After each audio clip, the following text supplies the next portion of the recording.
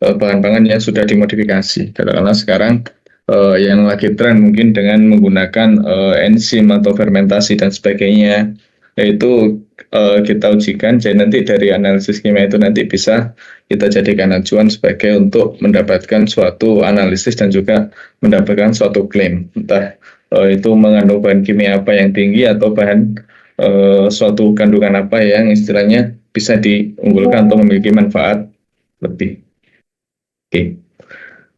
Oke, jadi utamanya pada tujuan pemisahan sendiri ini adalah kenapa sih mesti dipisah? Karena setiap bahan pangan itu ada kandungan senyawa kompleks di dalamnya. Jadi pada apa namanya bahan pangan itu perlu diketahui senyawa komponen yang spesifik. Istilahnya penyusunnya itu dari apa saja. Katakanlah mungkin suatu bahan pangan menyajikan menonjolkan atau suatu kandungan tertentu.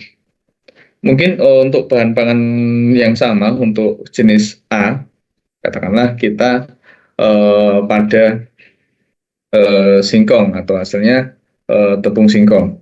Mungkin kandungan di tepung singkong kebanyakan adalah karbohidrat pati yang dikarbohidrat, tapi dengan sedikit pengolahan, karena kita di teknologi pangan dengan sedikit pengolahan atau variabel pengolahan itu akan mempengaruhi kandungan atau komponen senyawa pada bahan pangan tersebut. Begitupun pada bahan-bahan yang lainnya. Utamanya kalau mungkin pada zat padat itu bahan komponennya lebih stabil daripada ketika kita menggunakan bahan cair ataupun bahan yang lainnya atau bahan campuran. Lalu tujuan pemisahan yang kedua adalah ada kuantifikasi jumlah komponen, yaitu dari suatu bahan kita bisa menentukan jumlah atau konsentrasi senyawa dalam bahan pangan. Katakanlah adalah ini kalau sekarang orang-orang awam mungkin sudah mulai aware juga tentang komposisi atau kandungan kimia dalam bahan pangan tertentu. Katakanlah sekarang yang sedang trending juga pada komponen susu. Di situ juga orang-orang sudah mulai membaca komposisi, berapa kandungan susu di dalamnya, berapa kalsium di dalamnya, ataupun berapa persen dia mencukupi angka kecukupan gizi hariannya. Jadi di situ sekarang orang-orang sudah mungkin masih terpengaruh oleh iklan, tapi juga sudah mulai bisa untuk melihat komposisi apakah susu A ini kemurniannya 100% atau susu A ini hanya di 50%. Oke. Lalu salah satu tujuan pemisahan adalah pemurnian, di mana ketika kita dalam suatu eksperimen, kita bisa menghasilkan senyawa murni yang bebas kontaminan atau bebas pengganggu untuk keperluan analisis lebih lanjut. Oke, ada juga untuk pengendalian kualitas. Ini bisa untuk memastikan produk pangan kita bisa memenuhi standar kualitas dan keamanan dengan identifikasi.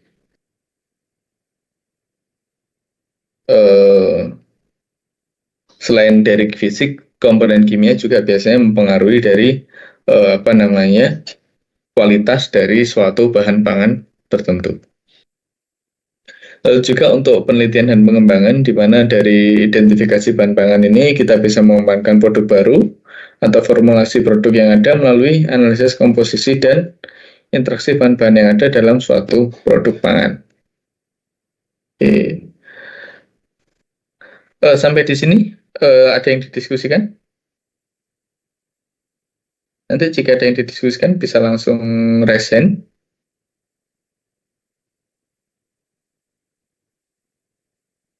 Oke, clear. Kita lanjut dulu. Oke.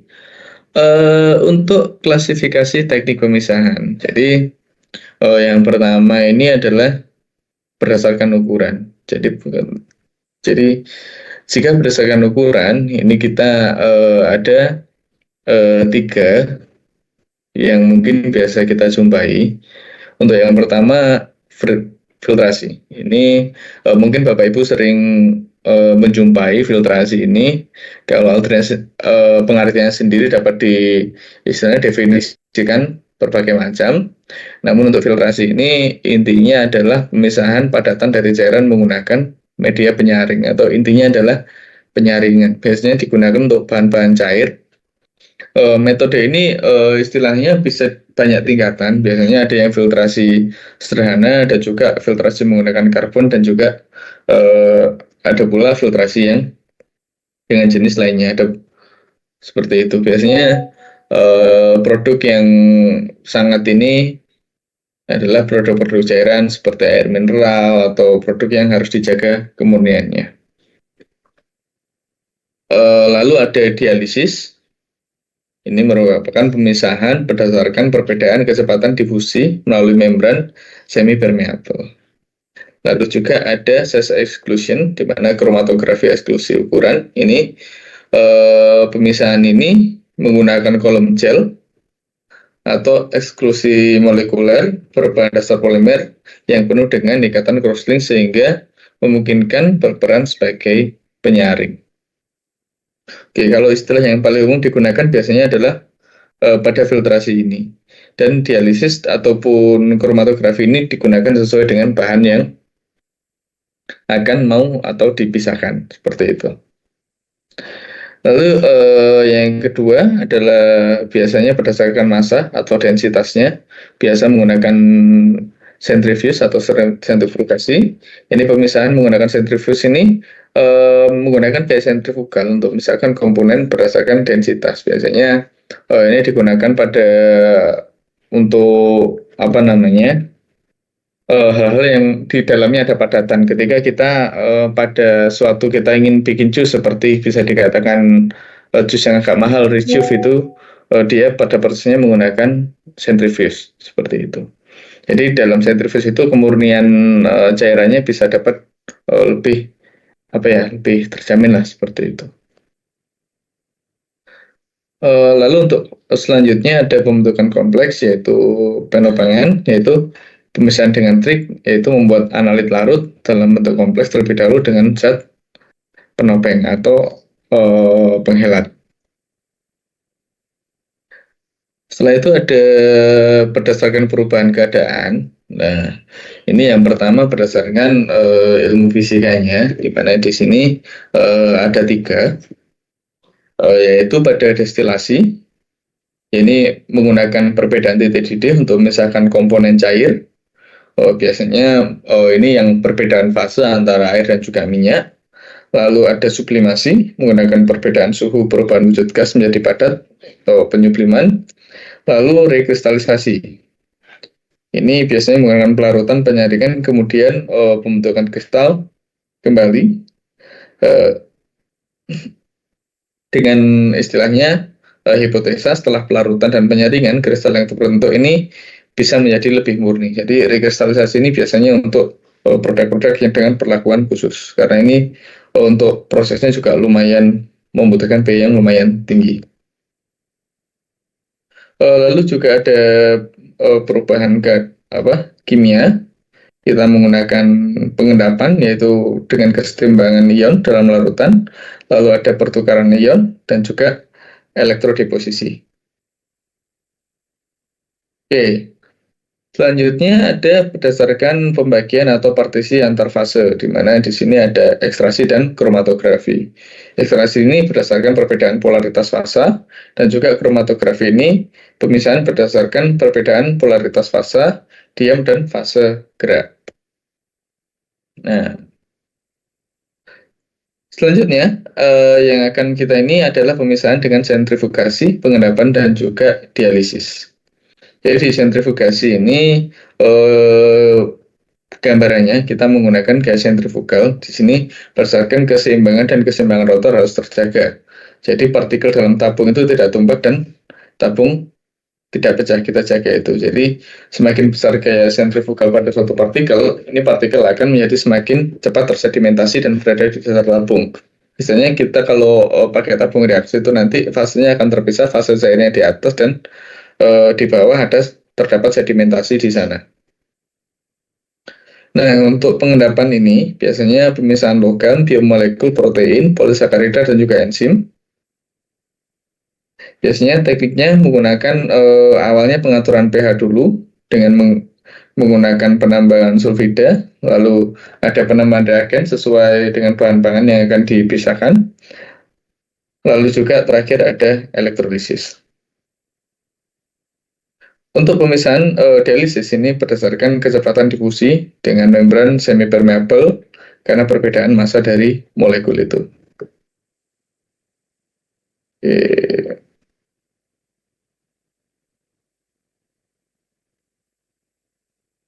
Oke. Mungkin itu saja sedikit sesi istilahnya apa namanya sedikit pengantar untuk pemisahan. Kita fokusnya mungkin lebih banyak pada filtrasi, sentrifugasi, dan juga dialisis tadi. Di sini sebentar, saya akan menampilkan sedikit video. Sebentar saya buka dulu.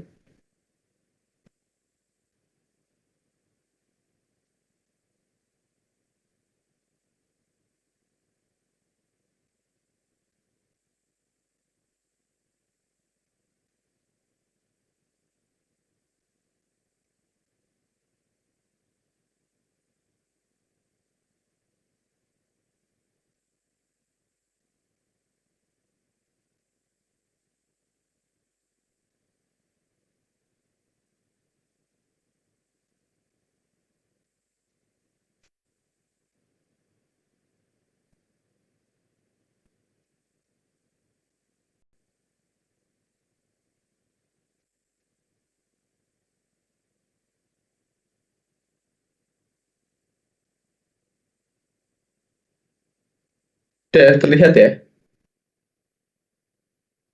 Ya, Pak. Sudah, Pak.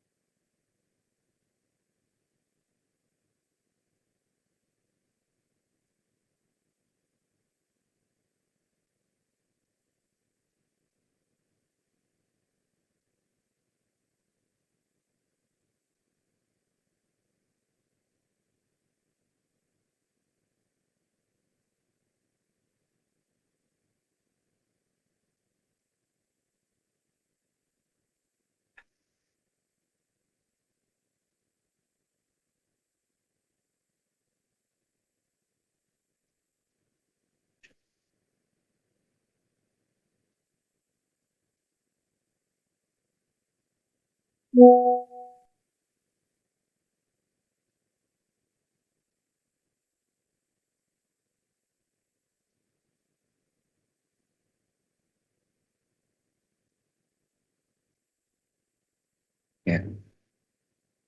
ini sampai lagi masuk.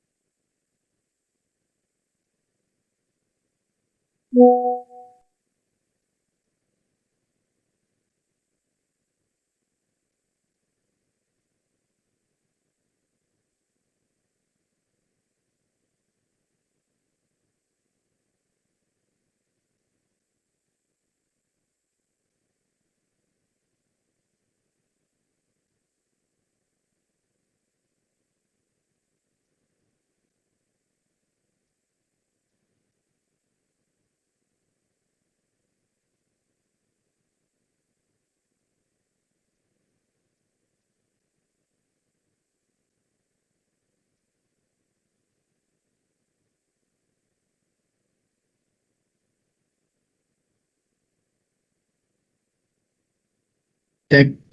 Oke, itu tadi beberapa. Oke, silahkan. Siapa nama? Iya.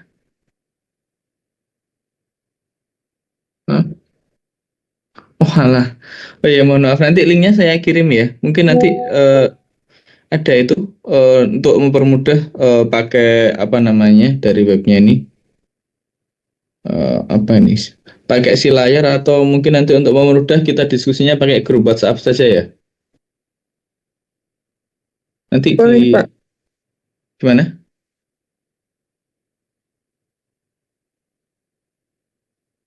Hmm? Mm-mm.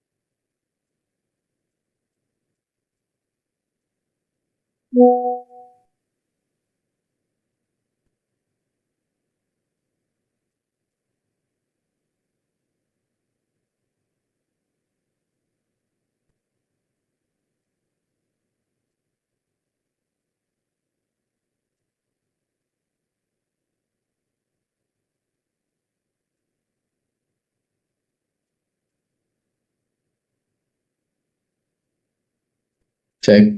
Ada Oke, suaranya Mbak Hana. ada. Sebentar. Modul satu ya. Sebentar saya buka dulu. Berarti saya agak halaman. Eh, Halaman berapa tadi, Pak? izin Sebentar. Pak, izin potong Pak. Oke. Mungkin maksudnya kan ini kan kita sudah dijelaskan apa tentang proses pemisahan itu ya Pak ya. Tapi kan Mhm. di BMP kita tuh ada perhitungannya Pak. Mungkin kita Iya. boleh dijelasin proses perhitungannya. Mungkin kalau secara teori dan konsep mungkin kita sudah mengerti gitu Pak. Lah ya itu. Maksud saya seperti itu. Sebentar, ini Masih saya Pak? buka di prinsip pemisahan ini ya. Iya Pak. Hmm.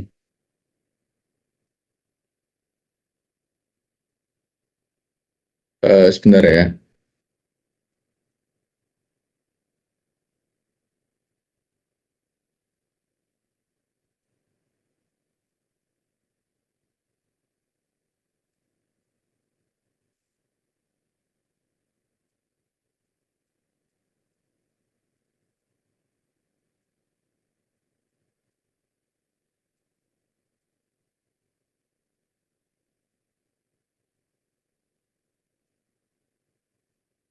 Yang dimaksud pada ini ya, dan yang tujuan ini ya.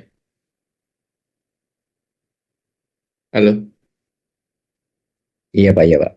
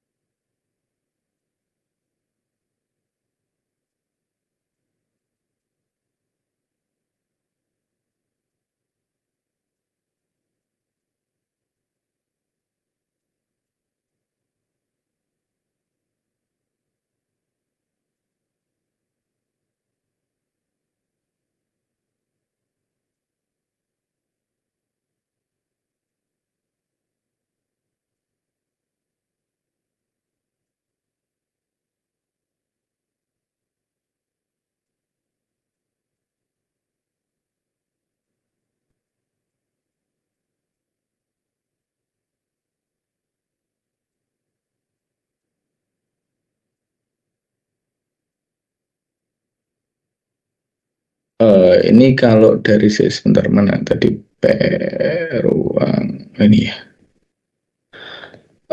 Oke, ini pada prinsip pemisahan kita cermati kalimat per kalimat dulu ya, Bapak Ibu. Jadi di sini berdasarkan tujuan klasifikasi dari pemisahan, di sini ada prinsip-prinsip pemisahan. Jadi untuk kalimat pertama ini, jika suatu metode memiliki selektivitas yang tinggi terhadap analit, maka kinerja dari analisis menjadi sederhana. Jadi ketika metodenya kita itu selektivitasnya lumayan tinggi, itu analisisnya cukup sederhana. Tapi sebaliknya, bila terdapat pengganggu, maka selektivitas dan metode akan sulit dicapai. Artinya, tadi seperti dijelaskan, jika terlalu hetero itu juga selektivitas akan sulit dicapai. Nah, di sini dituliskan untuk di pertama adalah hubungan antara sinyal sampel, ditulis apa ini? S apa ini? S sampel ya ini, SAM ya ini ya, kalau nggak salah. Dengan konsentrasi C menunjukkan konsentrasi bila tidak ada zat pengganggu. Nah, Untuk yang pertama dulu, ini S sampel sama dengan K kali CA, konsentrasi CA.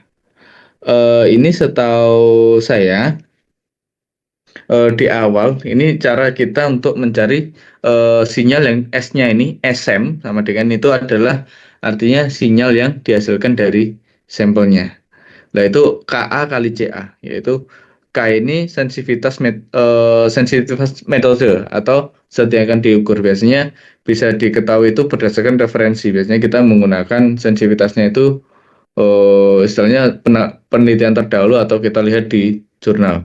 Lalu C-nya ini bisa kita lihat dari konsentrasi analit. Jadi untuk melihat persamaan satu, ini S untuk sinyalnya, sinyal sampelnya ini kita yang gunakan adalah sensitivitas metode atau dari zat akan diukur, katakanlah kita protein, karbohidrat atau sebagainya, sensitivitasnya itu dikalikan dari konsentrasi analit yang kita gunakan. Nah, untuk persamaan satu ini sesuai dengan keterangan di modul ya, persamaan pertama ini digunakan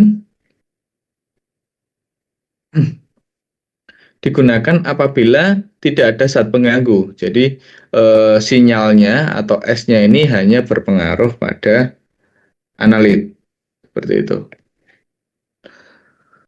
Lalu untuk persamaan selanjutnya ini juga sebenarnya rumusnya hampir-hampir sama. Intinya adalah ketika kita mencari suatu sinyal dari sampel, yaitu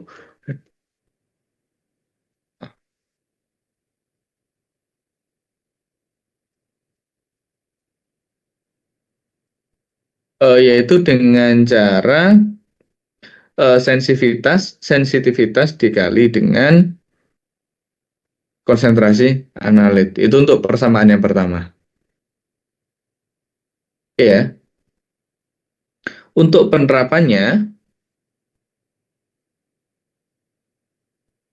ini biasanya jarang keluar juga sih kalau di teknologi pangan ya. Istilahnya kita kan pemahamannya nanti bagaimana cara kita bisa menganalisis suatu bahan itu saja sih, atau menentukan metode apa yang cocok seperti itu. Tapi kalau seperti ini biasanya jarang, istilahnya ya bisa dikatakan jarang juga keluarnya. Lalu untuk persamaan yang kedua, yang di bawahnya,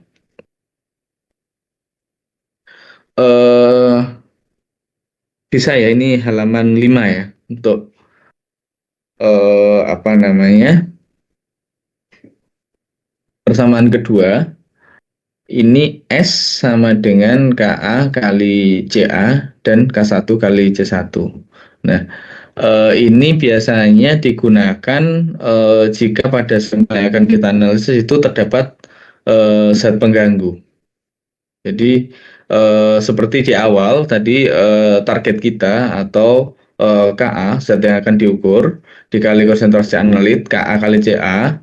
Nah itu untuk sinyal sampelnya untuk persamaan kedua tetap sama Ka kali Ca. Nah ini menggunakan sampel ditambah K1 kali C1, di mana K1 C1 ini sama, K itu tetap pada sensitivitas zatnya, C itu artinya konsentrasi analitnya. Lah untuk kode A itu adalah zat yang akan diukur, sedangkan untuk kode 1 adalah dari zat pengganggu ketika sampel itu heterogen.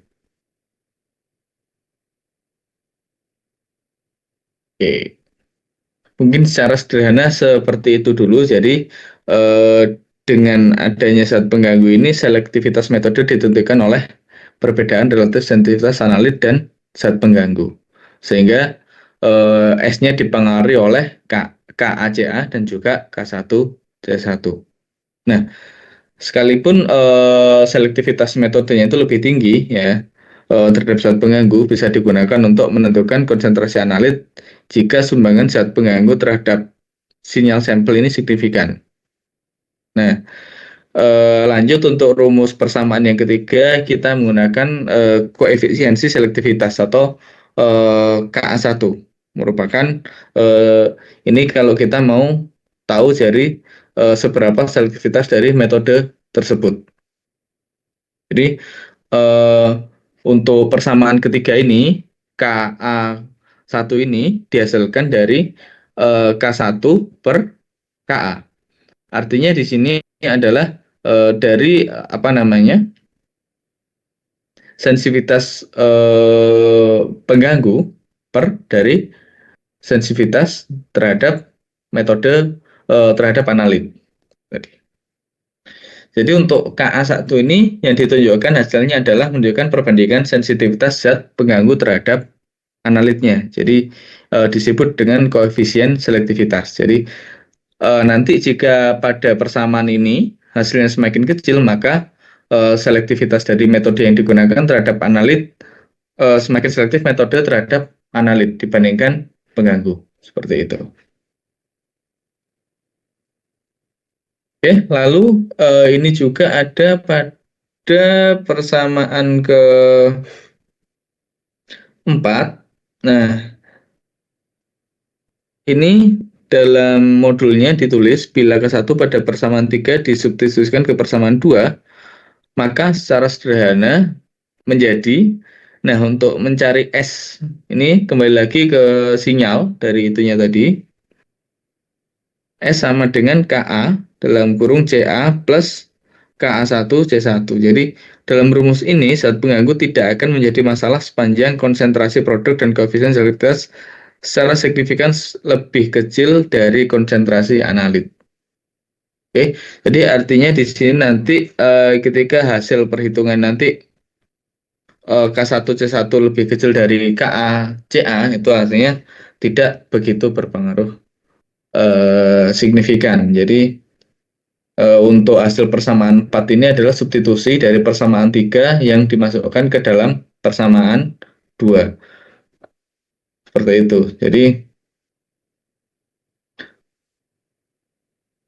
oke, mungkin seperti itu dulu. Jadi, tujuan rumus ini itu adalah untuk menentukan sinyal yang diukur ini apakah masih dapat mewakili konsentrasi analit meskipun ada zat lain. Jadi ketika hasil S-nya kecil berarti itu artinya apakah bisa diukur atau tidak. Jadi bisa diartikan jika koefisiensi selektivitas ini kecil dan konsentrasi zat pengganggunya rendah, maka zat pengganggu ini istilahnya K1C1-nya bisa diabaikan.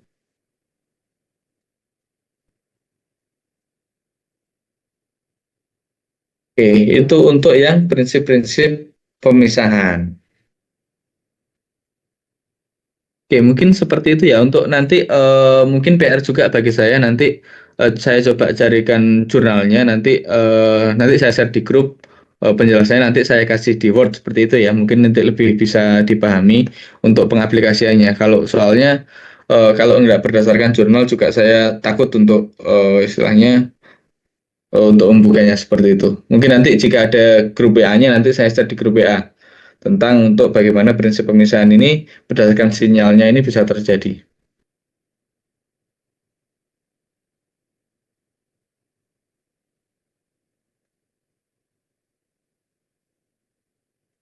Oke, saya coba.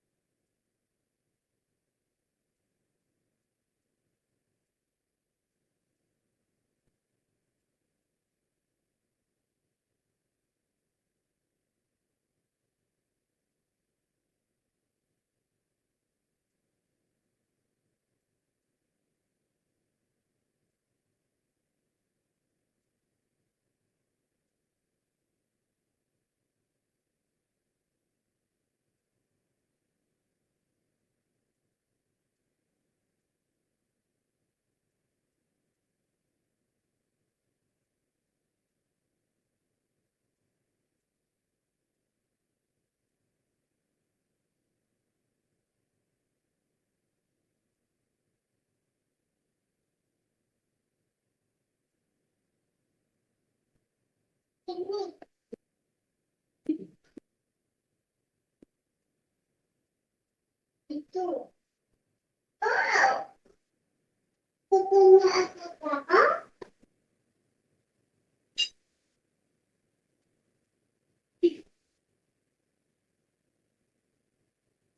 bisa.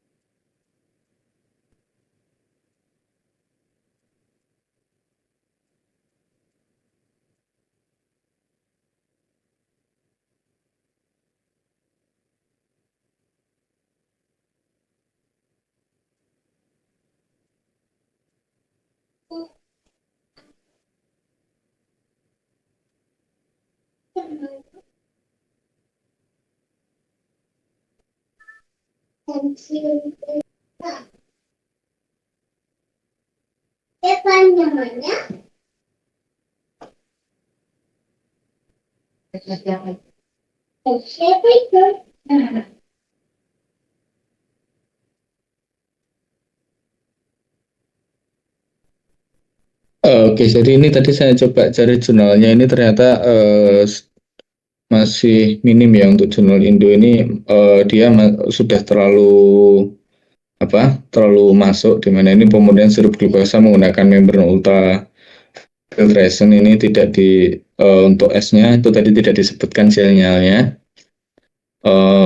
Ini tadi ada juga sebuah apa namanya, beberapa keterangan. Jadi untuk rumus yang barusan kita pelajari di awal ini itu hanya untuk istilahnya apa ya, menentukan apakah metode yang analisis kita ini cukup selektif untuk mengukur zat analit. Nah, untuk interferensinya ini yang kita gunakan tadi masih satu, di mana itu nanti bisa bertambah seiring dengan apa namanya, zat yang ada di dalam larutan yang akan kita ukur tadi. Katakanlah ada 4 sekian, berarti C-nya bisa sampai 4 dan sekian. Jadi pada rumus ini pada intinya itu cuma hanya istilahnya menilai selektivitas metode analisis. Jadi dari penghitungan metode koefisien tadi, ya di situ semakin kecil nilai KA1-nya berarti metode semakin selektif terhadap penalit, dan seperti itu. Lalu bisa juga untuk menentukan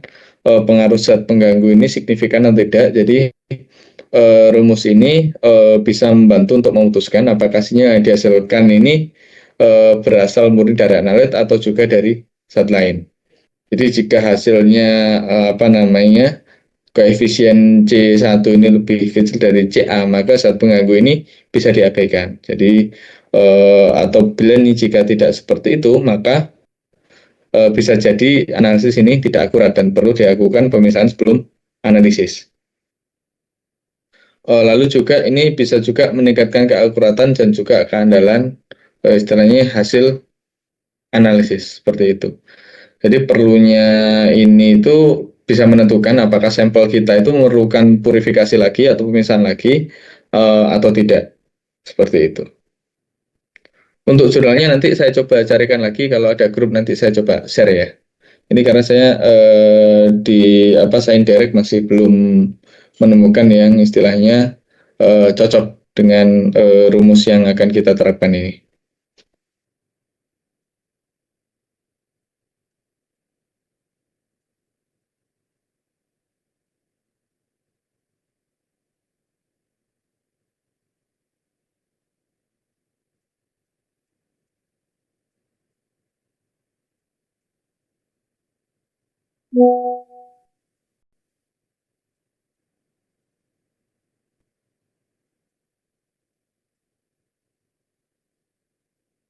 Oke, silahkan. Ada yang didiskusikan lagi untuk pertemuan kali ini?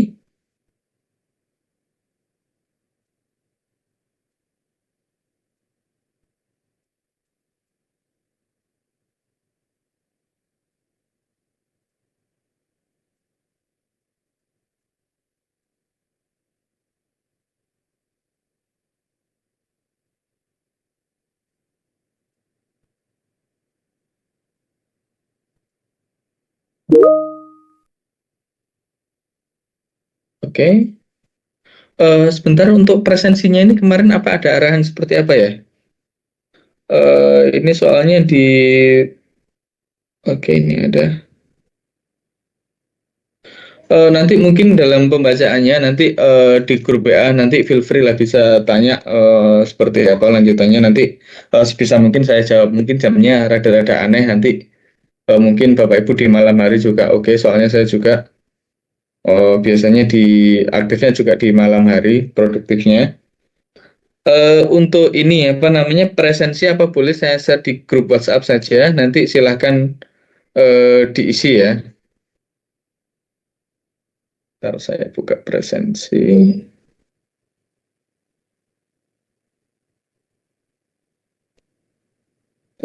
Presensi kehadiran.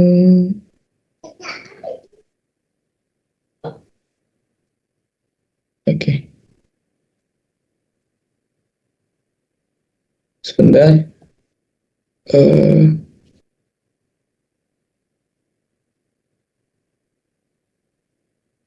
ini ada itunya. Saya screenshot dulu ya untuk daftar pesertanya ya. Sebentar.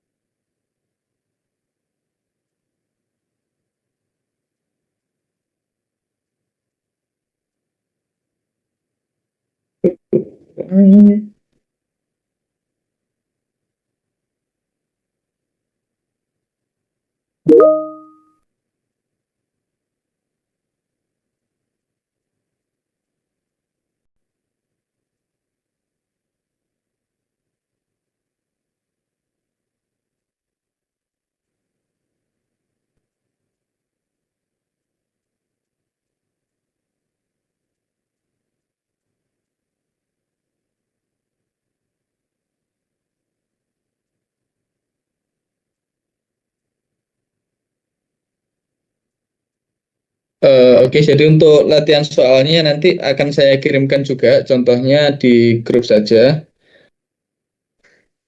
Ya, nanti berdasarkan soal-soal yang perhitungan, contoh-contoh latihannya nanti saya kirimkan karena lumayan banyak ya untuk di UAS.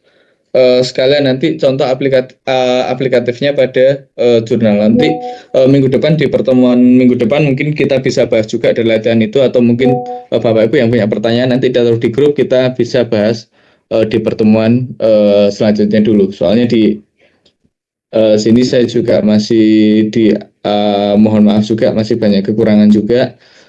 Untuk perhitungannya ini saya coba nanti untuk yang modulnya untuk soal UASnya saya bentar.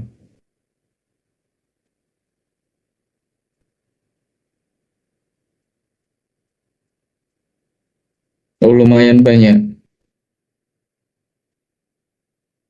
Oh ya, sudah nanti berarti saya 80% dihitungan ya. Eh, oke oke oke oke oke. Oke, baik. Berarti catatan juga bagi saya ya. Berarti dihitungan jadi nanti apa namanya? Formatif 3 nomor 3 saya masih kurang paham.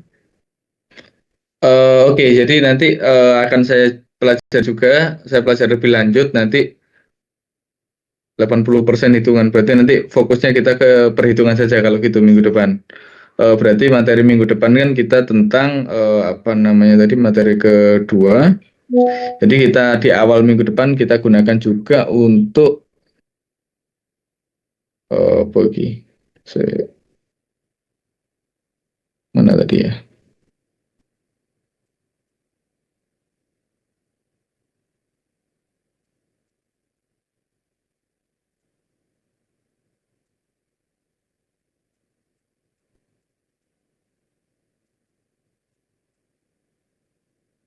Oke, minggu depan kan kita di prinsip teori ekstraksi pelarut. Jadi nanti mungkin materinya saya persingkat, nggak usah materi. Kita langsung ke praktek hitungan aja, mulai dari ragam teknik, pengaplikasiannya seperti apa, dan juga teori untuk prinsip kedua. Jadi nanti kita lebih banyak latihan, dan nanti minggu depan kalau saya buatkan soal untuk lebih ke hitungan, mintanya ke hitungan saja atau ke itu apa namanya, teori. 80% hitungan ya, sesuai itu ya. Iya, Pak. Campur ya. Berarti Iya. Mix aja teori sih, Pak. minggu ini untuk itunya saya skip dulu, nggak ada apa misalnya soalnya. Berarti kita di minggu depan sekalian latihan saja gitu ya. Kan disiapkan minggu depan. Oke, Jadi Pak. oke, materinya nanti saya gabungkan di minggu depan kita masih sedikit di ragam teknik dan dasar pemisahan. Lanjut ke prinsip dan teori ekstraksi pelarut. Oke.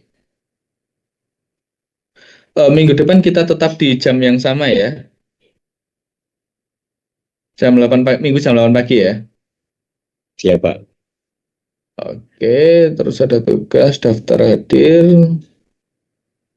Oke. Hmm.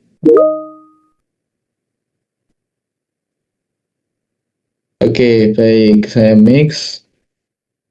Ntar saya download dulu daftar hadirnya.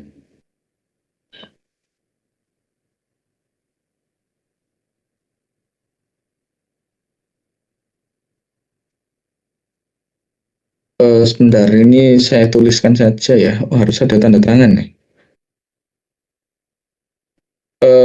Mohon maaf Bapak Ibu, ini kan daftar hadirnya harus ada tanda tangan tiap itu. Kita buat kolektif nanti di akhir atau seperti apa? Saya mengikuti.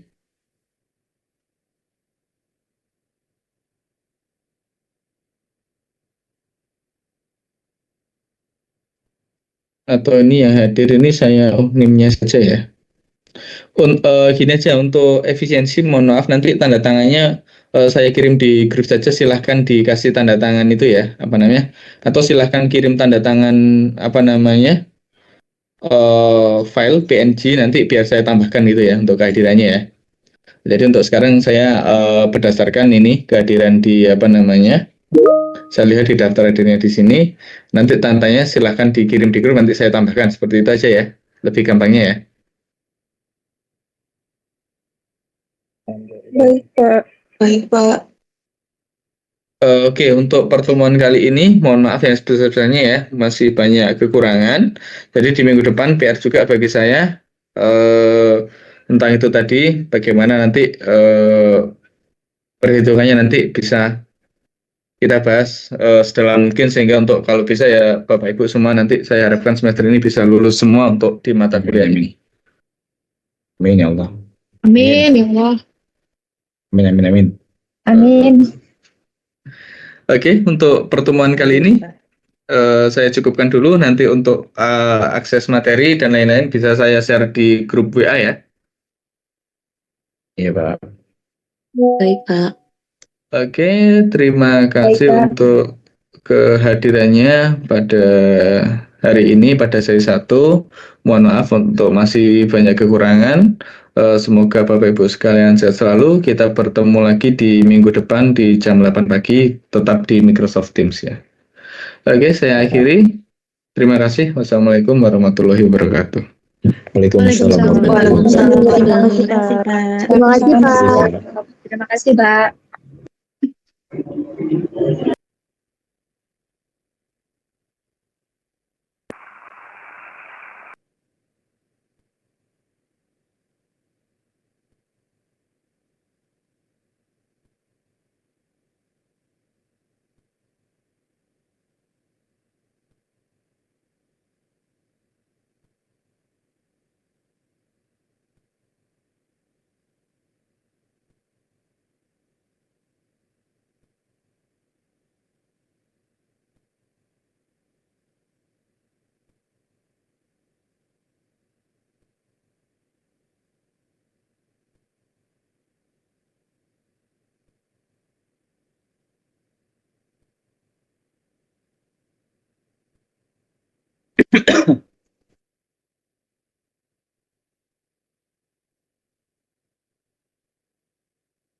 Oh, ah,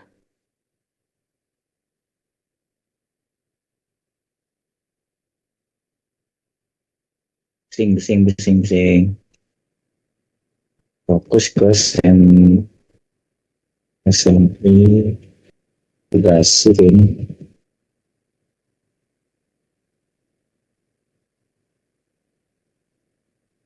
Cepet, cepet, cepet.